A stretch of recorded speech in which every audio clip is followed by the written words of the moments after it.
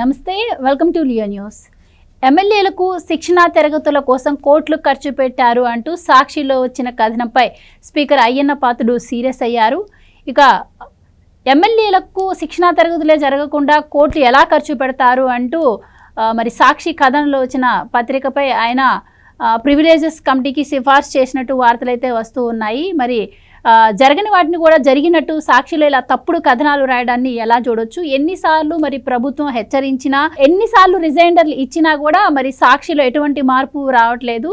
So ఇది మరి privileges కమిటీకి సిఫార్సు చేస్తే మరి సాక్షిపై ఏమైనా యాక్షన్స్ తీసుకునే అవకాశం ఉంటుందా? ఇలాంటి విషయాలు తెలుసుకుందాం. మనతో పాటు ఉన్నారు సీనియర్ జర్నలిస్ట్ సత్యమూర్తి గారు.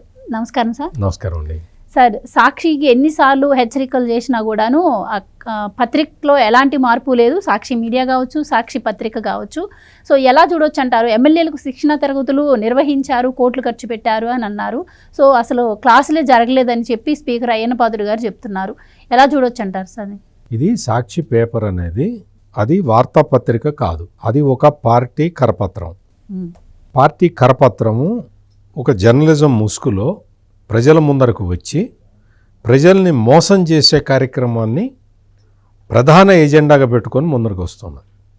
అందుకనే ప్రతిరోజు ఏ రోజైనా చూడండి, సాక్షి పేపర్లో అధికారం కోల్పోయిన మొదటి రోజు నుంచి కూడా, జగన్మోహన్ రెడ్డి అధికారం కోల్పోయిన మొదటి రోజు నుంచి కూడా అన్ని అబద్ధాలు ప్రచారం చేయటం, అన్నీ అసలు ఒక్కటి కూడా వార్త కరెక్ట్గా రాయటం అనేది ఆ పేపర్లో ఒక డేటు తప్ప ఏది కరెక్ట్గా ఉండదు అనేది ఒక చాలామంది జోక్గా చెప్తారు, కానీ జోక్ కాదు, అదే వాస్తవం.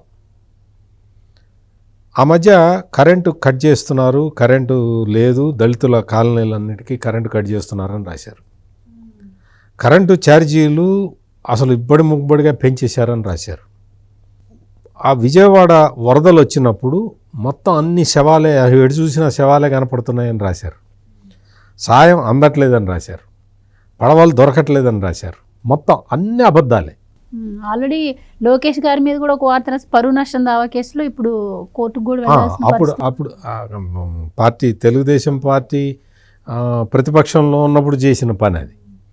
విజయవాడ వరదల్లో 27 లక్షలు ఖర్చు పెడితే కొవ్వొత్తులకి అగ్గిపెట్టెలకి 27 కోట్లని రాశారు. దాని మీద రిజైండర్ ఇస్తే గవర్నమెంటు ఖండన ఇస్తే మర్యాద కలిగిన ఏ పేపర్ అయినా సరే ఏం చేస్తారు అంటే ఆ రిజైండర్ని క్యారీ చేస్తారు. అది జర్నలిజంలో బేసిక్ ప్రిన్సిపల్. నువ్వు తప్పుడు వార్త రాస్తే, నువ్వు అసలు యాక్చువల్గా మామూలు నోబుల్ జర్నలిజం గురించి మాట్లాడుకోవాలి అంటే తప్పులు రాయకూడదు, నిజాలు రాయాలి. దాని నుంచి కొంచెం పక్కకు వచ్చాం. ఏదైనా వార్త రాసేటప్పుడు సంబంధిత వ్యక్తిని అడిగి అతను చెప్పిన విషయం కూడా రాయటం అనేది ఒక జర్నలిజంలో ఆరోగ్యకరమైన లక్షణం. ఇప్పుడు అది కూడా పోయి ఇంకా కిందకి దిగజారేమంటే మనం కాదు, సాక్షి. ఈ దిగజారి ఒక అభూత కల్పన, అసత్య ప్రచారం చేయటమే ఉద్దేశంగా వార్తలు రాయటం మొదలుపెట్టారు. వార్తలు రాయటం, అధికారం పోతే ప్రజలు ఏం తప్పు చేసినట్టు? నీకెట్ట ఓటేశారో వాళ్ళకెట్టగా ఓటేశారు కదా. నువ్వు కక్ష తీర్చుకోవటానికి, నీ కక్షపూరితమైన రాజకీయాలు చూపించటానికి ప్రజలకి అబద్ధాలతో కూడిన వార్తలు ఇస్తావా? అసలు నువ్వు ఏం జర్నలిజం ఇది? ఇదేమి జర్నలిజం? తీసుకొచ్చి ఇప్పుడు అసెంబ్లీలో కొత్త ఎమ్మెల్యేలు చాలామంది ఉన్నారు. కొత్త ఎమ్మెల్యేలకి శిక్షణా తరగతులు ఏర్పాటు చేయాలి.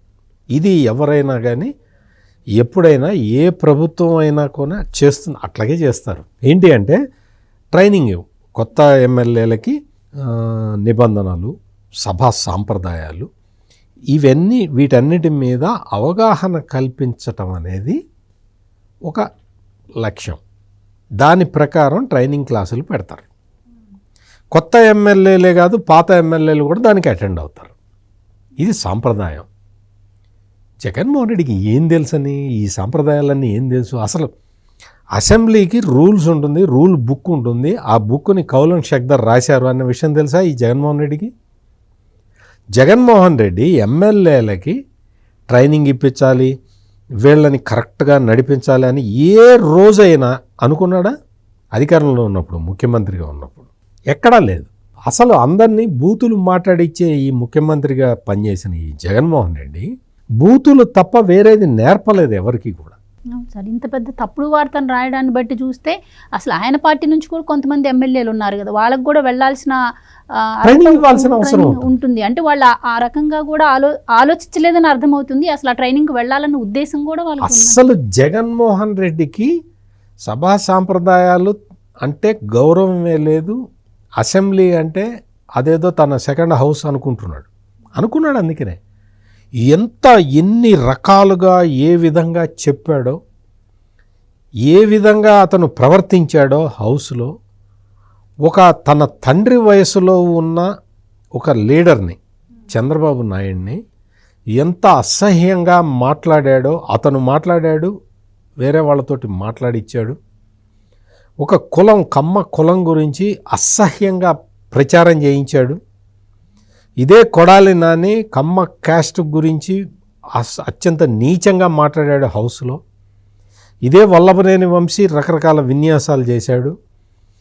అప్పుడు నీటిపారుదల శాఖ మంత్రిగా ఉన్న అనిల్ కుమార్ దగ్గర నుంచి ఆ తర్వాత నీటిపారుదల శాఖ మంత్రి అయిన అంబటి రాంబాబు వరకు అందరూ కూడా నీచమైన పదజాలం వాడటం, హెకిల్ చేయటం, ఎగతాళి చేయటం, అచ్చెన్నాయుడు లాంటి వాడిని బాడీ షేమింగ్ చేయటం. అసలు ఎంత నీచం అంటే ఇదే జగన్మోహన్ రెడ్డి అత్యంత నీచమైన కామెంట్లు చేశాడు అచ్చెన్నాయుడు గురించి. అంటే సభా సాంప్రదాయాలు తెలియదు, సభా సాంప్రదాయాల్ని గౌరవిద్దామన్న ఆలోచన లేదు, ఆ బుర్ర కూడా లేదు నీకు. అటువంటి ఆలోచన ఉన్న కూటమి ప్రభుత్వం కొత్తగా వచ్చిన ఎమ్మెల్యేలకి ఒక ట్రైనింగ్ ప్రోగ్రాం పెడదాము, సభా సాంప్రదాయాల గురించి వివరిద్దాం, వాళ్ళకి సభలో ఎట్లా మాట్లాడాలి, ఏ విధమైన భాష మాట్లాడాలి అన్న ట్రైనింగ్ ఇద్దామని చెప్పి వాళ్ళు క్లాసులు పెట్టారు. డేట్ అది ఫిక్స్ చేశారు. లోక్సభ స్పీకర్ని దానికి ఇన్వైట్ చేశారు. లోక్సభ స్పీకరు వెంకయ్యనాయుడు, ఉపరాష్ట్రపతిగా పనిచేసిన వెంకయ్యనాయుడు, వీళ్ళందరినీ ఇన్వైట్ చేశారు. ఏ కారణం వల్లనో లోక్సభ స్పీకర్ రాలేదు. దాంతో అసలు శిక్షణా కార్యక్రమం జరగలేదు. అండ్ ఎమ్మెల్సీ కోడ్ కూడా ఏదో అమల్లో ఉంది, దానివల్ల కూడా ఎగ్జాక్ట్లీ ఇక్కడ ఉంది, అక్కడ వాళ్ళకు కూడా వాళ్ళు లోక్సభ స్పీకర్ కూడా బిజీగా ఉన్నాడు. దాంతో ఇవన్నీ ఉన్నాయి, ఎమ్మెల్సీ కోడ్ కూడా అమల్లో ఉంది కాబట్టి లోక్సభ స్పీకర్ కూడా రాలేదు కాబట్టి ఈ ట్రైనింగ్ సెషన్స్ జరగలేదు.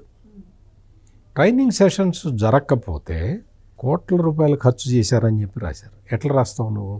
మామూలుగా గవర్నమెంట్ మీద అసత్య వార్తలు రాస్తే గవర్నమెంట్ ఏం చేస్తుందంటే రిజైండర్ ఇస్తుంది. ఆ రిజైండర్ కూడా పబ్లిష్ చెయ్యకపోతే ఏదన్నా డెఫమేషన్ కేసు వేస్తుంది. అంత ఎక్స్ట్రీమ్ దాకా ఎవరు పోరు. కానీ శాసన సభాపతిని ఉద్దేశించి అత్యంత నీచంగా, జుగుప్సాకరంగా వార్త రాస్తే దాన్ని కూడా వదిలేయటం అనేది సాధ్యం కాదు. అందుకనే ఈ రోజున సాక్షి పేపర్ రాసిన ఈ తప్పుడు కథనం మీద ప్రివిలేజ్ నోటీస్ ఇచ్చారు. అంటే సభా హక్కుల ఉల్లంఘన నోటీస్ ఇచ్చారు. సభ నడిచే సమయంలో స్పీకర్కి ప్రత్యేక అధికారాలు ఉంటాయి, శాసనసభకి ప్రత్యేక అధికారాలు ఉంటాయి. వాటన్నిటినీ కూడా తృణీకరిస్తూ సాక్షిలో వచ్చిన ఈ కథనాన్ని స్పీకర్ అయ్యన్న పాత్రుడు చాలా సీరియస్గా తీసుకొని ఈ నోటీస్ ఇచ్చారు. ఇప్పుడు దీని మీద ప్రివిలేజెస్ కమిటీ ఒకటి కాన్స్టిట్యూట్ చేస్తారు. వాళ్ళందరూ సభా హక్కుల ఉల్లంఘన ఎట్లా జరిగింది అనేది నిర్ధారిస్తారు. నిర్ధారించిన తర్వాత స్పీకర్కి కానీ లేకపోతే అసెంబ్లీలో అది ప్రవేశపెట్టిన తర్వాత ఏమి యాక్షన్ తీసుకోవాలనేది శాసనసభ నిర్ణయిస్తుంది.